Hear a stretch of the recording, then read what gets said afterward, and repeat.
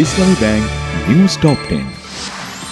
বনানী সামরিক কবরস্থানে পিলখানা হত্যাকাণ্ডের শহীদদের প্রতি শ্রদ্ধা জানিয়েছেন রাষ্ট্রপতি মোহাম্মদ শাহাবুদ্দিন ও প্রধানমন্ত্রী তারেক রহমান।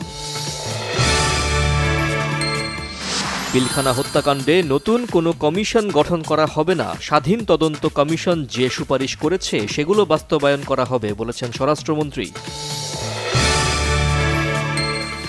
পিলখানা হত্যাকাণ্ডের বিচার সঠিকভাবে না করতে পারলে সরকার চরমভাবে ব্যর্থ হবে বলেছেন জামায়াতের আমির ডাক্তার শফিকুর রহমান।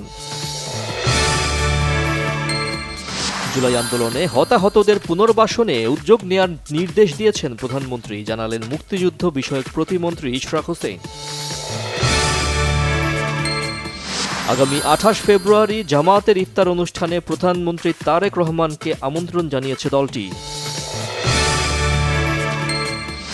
অমর 21 গ্রন্থমেলা শুরু হচ্ছে কাল, চলছে শেষ মুহূর্তের প্রস্তুতি, নাশকতার আশঙ্কা দেখছে না পুলিশ।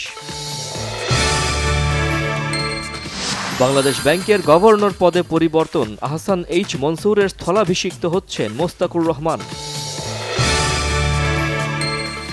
নবনিযুক্ত পুলিশের মহাপরিদর্শক হিসেবে দায়িত্ব গ্রহণ করেছেন আলী হোসেন ফকির।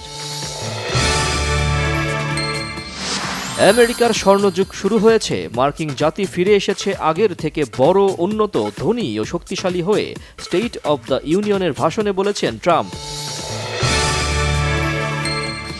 টি-20 বিশ্বকাপে আজ Sri Lanka New Zealand do or die match, কলম্বোয় সুপার 8-এর লড়াই।